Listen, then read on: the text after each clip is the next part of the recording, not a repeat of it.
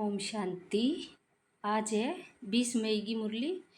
तो आज की मुरली में बाबा का भी अपना आप उन्हें पूछो कि मैं कितनी की देर आत्म अभिमानी रहूं, यानी बाबा की याद में रहूं, और व्यर्थ कितनों है। व्यर्थ जाओ वो टाइम तो एक एक सेकंड बाबू साल के बराबर बताने लग रही है। तुझे बाबू का भी अपना आप ने पूछो, यानी खुद की जांच रखो कि मेरा व्यर्थ की तो जावे। खुद में मंथन चिंतन रखो कि मैं आत्मा शांति धाम की रहने आ रही हूँ, मैं आत्मा अठा पार्ट बजान खातर आ रही हूँ। घड़ी घड़ी बुद्धि में वही चालना चाहिए। और फिर बाबू तकदीरवान बच्चा ने भी कौन सा है वह बच्चा, वह भी बताने लग रहा है। तो बाबू कहे, मीठे बच्चे जी मीठे बाबा, अपने आप से पूछो कि मैं कितना समय बाप की याद में रहता हूँ। देही अभिमानी स्थिति कितना समय रहती है, या फिर मन कितनों खलचल में रहे। प्रश्न है, तकदीरवान बच्चे ही बाप का कौन सा डायरेक्शन पालन करते हैं। उत्तर है, बाप का डायरेक्शन है, मीठे बच्चे आत्म अभिमानी भव। तुम सब आत्माएं मेल हो, फीमेल नहीं, यानी आप आत्मा आपस में भाई भाई यहाँ। तुम आत्मा में ही सारा पार्ट भरा हुआ है। अब यही मेहनत व अभ्यास करो कि मैं कैसे आत्म अभिमानी या देही अभिमानी बनूं रहूं। यही ऊंची मंजिल है। तो आज की मुरली में जांच ही करनी है कि मैं कितनी देर मन के पीछे लगी रहूं, या कितनी देर शांति में रहूं, या मन मन हलचल में रखा है। गीत है, तकदीर जगा कर आई हूँ। तकदीर तो जागी जो भगवान आपाने ज्ञान देने लग रही है, हर सेकंड आपाने समझाने लग रही है, यहाँ करो यहाँ करो। ओम शांति। मीठे मीठे रूहानी बच्चों ने गीत सुना। रूहानी बच्चे अर्थात जीव की आत्माओं ने कहा कि हम नई दुनिया की तकदीर यानी स्वर्ग की तकदीर बनाकर रूहानी बाप के पास बैठे हैं। जिये ही आत्मा आत्म अभिमानी बनेगी, बाबा की याद में रहेगी, आ तकदीर जागन लाग रही है, अपनो स्वर्ग बनन लाग रही है। अब बच्चों को रूहानी आत्म अभिमानी बनना है। बड़े से बड़ी मेहनत यही है, अपने को आत्मा समझो और ऐसे समझो मुझ आत्मा ने 84 जन्म लिए हैं, कभी बैरिस्टर कभी क्या क्या बनाऊं। आत्मा मेल है, सब भाई भाई है, न की बहने है। आत्मा ही कहती है ये मेरा शरीर है, तो उस हिसाब से आत्मा भाई है, ये शरीर फीमेल हो सकता है। हर बात को अच्छी रीति समझना है कि शरीर के अंदर जी को काम करने लग रही है शक्ति, बा सारंग अंदर एक सी है, आत्मिक शक्ति है जी की। बाप बड़ी विशाल और महीन बुद्धि बनाते हैं। विशाल यानी बेहद की बुद्धि बनावे, बड़ी बुद्धि बनावे, भी सारा ही आप गए। और महीन बुद्धि के छोटी छोटी बातों को अपने ज्ञान समझाने लग रही है। अब तुम जानते हो मुझ आत्मा ने 84 जन्म लिए हैं। संस्कार अच्छे व बुरे आत्मा में रहते हैं, उन संस्कारों अनुसार शरीर भी ऐसा मिलता है। सारा मदार आत्मा पर है। ये बहुत बड़ी मेहनत है। जन्म जन्मांतर लौकिक बाप को याद किया, अब पारलौकिक बाप को याद करना है। अपने को घड़ी घड़ी आत्मा समझना है। हम आत्मा है, ये शरीर लेते हैं। अभी हम आत्माओं को बाप पढ़ाते हैं, ये है रूहानी ज्ञान जो रूहानी बाप देते हैं। पहली पहली मुख्य बात बच्चों को देही अभिमानी हो रहना है। देही अभिमानी हो रहना ये बहुत ऊंची मंजिल है, ज्ञान ऊंच नहीं है, ज्ञान में मेहनत नहीं है। सृष्टि चक्र को जानना ये है हिस्ट्री ज्योग्राफी। ऊंचे ते ऊंचे बाप है, फिर सूक्ष्म वतन में देवताएं हैं। संसार की हिस्ट्री ज्योग्राफी मनुष्य सृष्टि में होती है। बाबो के ज्ञान ने जाननो, ज्ञान ने समझनो कोई मुश्किल को नहीं, लेकिन आत्मा के अंदर टिकणो वो मुश्किल है, मन ने टिकाणो वो मुश्किल काम है। मूल वतन सूक्ष्म वतन में तो कोई हिस्ट्री ज्योग्राफी है ही नहीं, वह है ही शांति धाम। सत्युग है सुख धाम, कलयुग है दुख धाम। यहाँ रावण राज्य में किसको शांति मिल नहीं सकती। अब तुम बच्चों को ज्ञान मिला है, और तो शांति मिले को नहीं, जिका ने ज्ञान है बाना बाबू के हम आत्मा है ही शांति धाम में रहने वाली। ये शरीर कर्म करने के लिए है, चाहे कर्म करें चाहे ना करें, हम तो आत्मा है, हमारा स्वधर्म है शांत। कर्म योगी है ना, कर्म भी जरूर करना है। कर्म सन्यासी कभी हो नहीं सकते, ये भी इन सन्यासियों का पार्ट है। घर बार छोड़ जाते हैं, खाना नहीं पकाते, गृहस्थियों से भीख मांगते, फिर भी उन गृहस्थियों के पास खाते हैं ना। घर बार छोड़कर कर्म तो फिर भी करते हैं। कर्म सन्यास तो हो न सके। बाबू का कर्म कदी आत्मा छोड़ कौन सकेगी जब ताई शरीर में, तो कर्म करता अपना आपने याद रखनो कि मैं कौन हूं कर्म करन आ रही। कर्म संन्यास तो तब है जब आत्मा शांति धाम में रहती है। वहां कर्मेंद्रिय ही नहीं है तो कर्म कैसे करेंगे। इसको कर्म क्षेत्र कहते हैं। कर्म क्षेत्र पर सबको आना है, वह है शांति धाम मूल वतन। अठे तो आत्मा कर्म करेगी इस शरीर में, और शरीर अलग है तो आत्मा शांति में रहेगी। मैंने बोला मूल वतन शांति धाम। ऐसे नहीं ब्रह्म में आत्मा को लीन होना है, आत्माएं शांति धाम में रहने वाली है। फिर यहाँ कर्म क्षेत्र पर पाठ बजाने आती है। ये है सार की बातें। सार में तो कहते हैं, ये है डिटेल की बातें। सार में तो कहते हैं अपने को आत्मा निश्चय करो, बाप को याद करो तो विक्रम विनाश हो जाएंगे।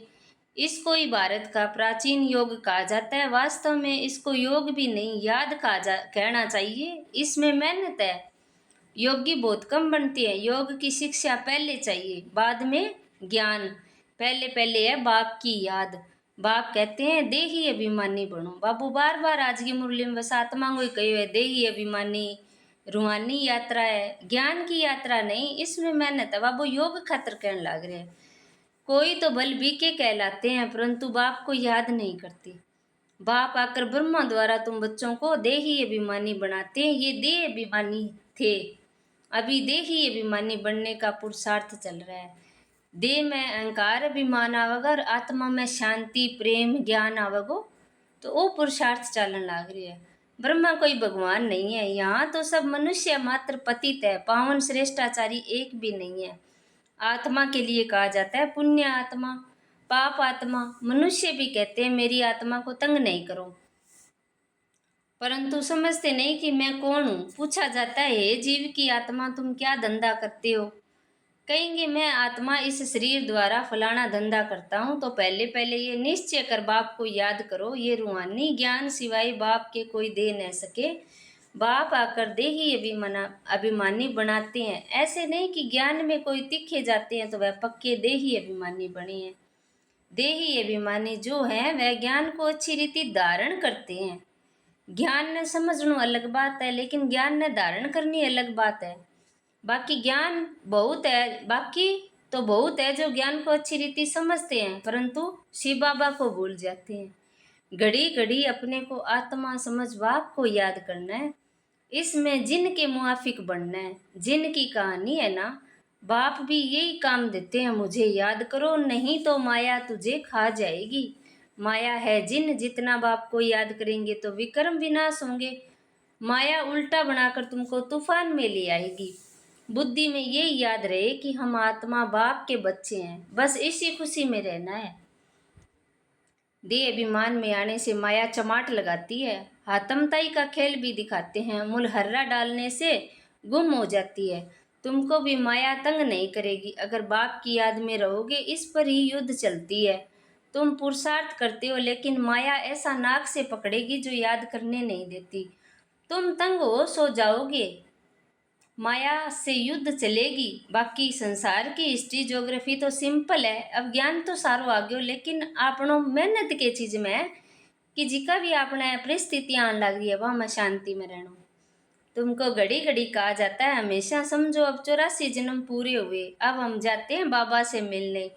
ये याद रहना ही मुश्किल है, बाकी किसको समझाना कोई मुश्किल नहीं है। ऐसे नहीं हम तो बहुत अच्छा समझाते हैं, नहीं। पहली पहली बात ये याद की, पहले पहले यही पाठ सीखना है कि अपने को आत्मा निश्चय कर बाप को याद करो तो तमो प्रधान से सतो प्रधान बनेंगे। आत्मा का जिका भी विकार है वह बाबा की याद में ही निकलेगा। पहले लेसन यही देना है। भारत का प्राचीन योग कोई सिखा नहीं सकते, बाप आकर सिखाए तब भी सीख सकते हैं। मनुष्य मनुष्य को सिखा नहीं सकते, मुश्किल है। सतयुग में तो है ही पावन, वहाँ तो भाग्य भोगते हैं, वहाँ ज्ञान अज्ञान की बात ही नहीं। भक्ति मार्ग में बाप को पुकारते हैं आकर दुख हरो सुख दो। सतयुग त्रेता में कोई गुरु गोसाई होते नहीं, वहाँ तो सदगति पाई हुई है। सदगति का वर्षा 21 जन्म के लिए तुम पा सकते हो। 21 पीढ़ी कहते हैं तो भारत में ही तुमको 21 पीढ़ी का वर्षा मिलता है। वहाँ तुम एक ही देवी देवता धर्म वाले होते हो, दूसरा कोई धर्म नहीं। बाप आकर तुमको मनुष्य से देवता बनाते हैं। पवित्र होने बगैर हम वापिस जा कैसे सकते हैं? यहाँ तो सब विकारी है। जो जो धर्म संस्थापक है वह फिर पालना करते हैं, उनके धर्म की वृद्धि होती है, बाकी कोई जा न सके। एक भी एक्टर वापिस जा न सके। सबको सतो प्रधान सतो रजो तमो में आना ही है। ब्रह्मा के लिए भी कहते हैं ब्रह्मा का दिन ब्रह्मा की रात। तो क्या सृष्टि में अकेला ब्रह्मा ही होगा क्या? अभी तुम ब्राह्मण कुल के बने हो, तुम रात में थे, अब दिन में जा रहे हो। अज्ञान ने बोले रात और अब आप ज्ञान में हाँ, तो इन्हें बोले दिन। तुमको समझाया है कि कितना समय पूज्यपन में रहते हो, कितना समय पुजारी बनते हो। जब तक बाप न आए भ्रष्टाचारी से श्रेष्ठाचारी बन न सके। भ्रष्टाचारी उनको कहा जाता है जो विकार से पैदा होते हैं, इसलिए नरक कहा जाता है। नरक और स्वर्ग दोनों में अगर दुख हो तो फिर उनको स्वर्ग ही न कहा जाए। जब तक पूरा समझा नहीं है उल्टे सुल्टे प्रश्न करेंगे। तुमको समझाना है भारत बहुत ऊंचा था। जैसे ईश्वर की महिमा अपरंपार है, वैसे भारत की महिमा भी अपरंपार है। भारत क्या था, ऐसा किसने बनाया? बाप ने। जिसकी महिमा गाते हैं बाप ही आकर बच्चों को विश्व का मालिक बनाते हैं। मनुष्य मात्र को दुर्गति से सदगति में ले जाते हैं, शांति धाम में ले जाते हैं। जिसके लिए मनुष्य पुरुषार्थ करते हैं उसको अटल सुख, अटल शांति, अटल पवित्रता कहा जाता है। आपने मन की स्थिति इसी हो जानी चाहिए जिया आप परम धाम में आत्मा रानी भिया अब रहनो आपने इन शरीर में। बाबू वो कहना चाहे आपने वहां तुम सुख में थे, शांति में थे, बाकी आत्माएं शांति में रहती है। मैक्सिमम जन्म तुम लेते हो, बाकी तो थोड़े जन्म लेने वाले अटल शांति में रहते हैं। वह जैसे मच्छरों की सदृश आए, एक जन्म पार्ट बजाया, ये क्या उनकी कोई वैल्यू नहीं। मच्छरों की क्या वैल्यू है? रात को जन्मते हैं, रात को ही मर जाते हैं। इस समय बहुत लोग करके शांति चाहते हैं, क्योंकि इस समय के गुरु लोग हैं शांति में जाने वाले। तुम यहाँ आए हो स्वर्गवासी बनने के लिए। स्वर्गवासी को शांतिवासी नहीं कहेंगे, शांतिवासी निराकारी दुनिया को कहा जाता है। बाबू का सुख में रहना है, ज्ञान समझ के कोई भी बात आवे वह मैं एकदम सुख महसूस करना, दुखी को नहीं होना कोई भी बात में। तो मुक्ति अक्सर गुरुओं से सीखते हैं। माताएं व्रत नेम रखती है वैकुंठपुरी में जाने के लिए। कोई मरता है तो कहते हैं स्वर्गवासी हुआ, कोई होता नहीं, लेकिन भारतवासी स्वर्ग को ही मानते हैं, समझते हैं भारत स्वर्ग था। शिव बाबा भारत में ही आकर स्वर्ग की रचना रचते हैं, तो जरूर यहाँ ही रचेंगे, स्वर्ग में तो नहीं आएंगे। कहते हैं मैं आता हूँ स्वर्ग और नरक के संगम पर, कलप कलप के संगम पर आता हूँ। उन्होंने फिर युगे युगे लिख दिया है, ये भी खेल बना हुआ है। तुम बाप को सृष्टि चक्र को जानते हो, कैसे स्थापना होती है नंबर वार। सो अब तुम जानते हो ये सारा खेल भारतवासियों पर ही बना हुआ है। अभी तुम बाप द्वारा राजयोग सीखते हो, बाप की याद से राज्य पाते हो। चित्र भी खड़े हैं, ये सब चित्र किसने बनाए? इनको कोई गुरु गोसाई तो है नहीं। अगर कोई गुरु होता तो गुरु को एक शिष्य थोड़ी होता, अनेक होते। ब्रह्मा बाबा खातर कह भी अगर एंगा गुरु होवार तो एक ही शिष्य थोड़ी इतना आगे बढ़ार, और भी तो वार। तो वह चित्र आदि भगवान का बनवाएड़ा है। ये ज्ञान सिवाय एक बाप के कोई दे न सके। बहुत लोग पूछते हैं ये चित्र तुम्हारे दादा ने बनवाए हैं? ये तो बाप ने दिव्य दृष्टि से साक्षात्कार कराया, वैकुंठ का साक्षात्कार कराया। वहाँ स्कूल कैसे चलती है, क्या भाषा होती है। बच्चे भट्टी में थे तो बाबा बच्चों को बहलाते थे।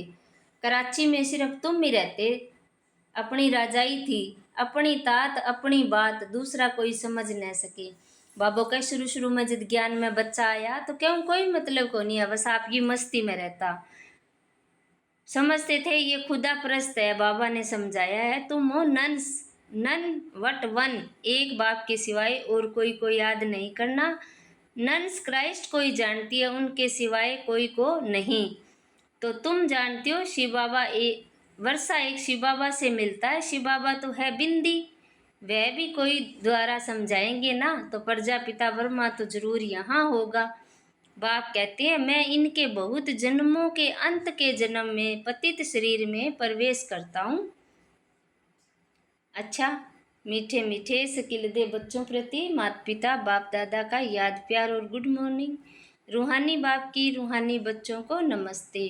हम रूहानी बच्चों की रूहानी बाप दादा को याद प्यार, गुड मॉर्निंग, नमस्ते, शुक्रिया बाबा, शुक्रिया आपका पद्मा पदम, शुक्रिया। धारणा के लिए मुख्य सार है पहलो, ज्ञान को अच्छी रीति धारण कर दे ही अभिमानी बनना है। यही मेहनत है, यही ऊंची मंजिल है। इस मेहनत से आत्मा को सतो प्रधान बनाना है। जितनी जितनी आप आत्मा की याद में रहांगा, बाबा की याद में रहांगा, आत्मा पवित्र होती जाएगी और मन शांत हो जाएगा। दूसरो है, जिन बनकर याद की यात्रा करनी है। माया कितने भी विघ्न डाले लेकिन मुख में मुलहरा डाल देना है। माया से तंग नहीं होना है, एक की याद में रह तूफान हटा देने हैं। वरदान है, साधनों को यूज करते हुए साधना को अपना आधार बनाने वाले सिद्धि स्वरूप भव। कोई भी पुरानी दुनिया के आकर्षणमय दृश्य, अलग काल के सुख के साधन यूज करते हुए देखते हो तो उन साधनों के वशीभूत हो जाते हो। साधनों के आधार पर साधना ऐसी है जैसे रेत के नींव पर बिल्डिंग। इसलिए किसी भी विनाशी साधन के आधार पर विनाशी साधना ना हो। साधन निमित्त मात्र है और साधना निर्माण का आधार है। इसलिए साधना को महत्व दो। साधना सिद्धि को प्राप्त कराएगी। बाबू कहे चाहे कोई अपन साधन मिले न मिले भी, यहाँ हो जाए फोन में मुरली आवेगी तो ही मुरली सुनांगा, कोई योग गीत बाजेगो तो योग लगाऊंगा, यह नहीं होना चाहिए। कोई भी आधार नहीं होना चाहिए बाबे की याद को। जब अपनी आत्म अभिमानी स्थिति बनेगी, नहीं तो मन और चीज़ों जुड़तो जाओ तो सिद्धि प्राप्त हो जाएगी। अपन बाबे की याद में रहांगा। स्लोगन है, किसी भी कमजोरी का अंश है तो वंश पैदा हो जाएगा और परवश बना देगा। तो आपकी कमजोरियां को अगर कोई भी अंश रेडो है तो वंश हो जाएगो, परवश हो जाओ। फिर ध्यान रखनी है, कमजोरियां खत्म करनी है। ए व्यक्ति सारा है, बुद्धि को एक ठिकाने पर टिकाने की जो युक्ति है वह याद में रखो। हिलने ना दो, दे और दे की दुनिया से न्यारे बन मन बुद्धि के विमान से सेकंड में आकारी और निराकारी स्थिति को अनुभव करो। मन ने टिकाणो है तो क्या करना, 1 मिनट में निराकार बन जाओ। मैं निराकार आत्मा और वो शरीर ले लियो मैं, और 1 मिनट में इस शरीर हूँ न्यारी मैं निराकार आत्मा, मैं शांत आत्मा। घड़ी घड़ी आई प्रैक्टिस करनी है। बुद्धि को हिलने न दो, नहीं तो युद्ध में समय बहुत व्यर्थ जाता है। जैसे तपस्वी सदा आसन पर बैठते हैं, वैसे अपनी एक रस स्थिति के आसन पर विराजमान रहो, तब भविष्य सिंहासन मिलेगा। तो आप जिया सन्यासी आपका आसन पर तपस्या करे तो आपा ने कठा है मन बुद्धि रखना है आपकी आत्मा में, बस आठे ही मन ने टिकाणो है तो भविष्य को सिंहासन मिल जाएगो। अच्छा, ओम शांति।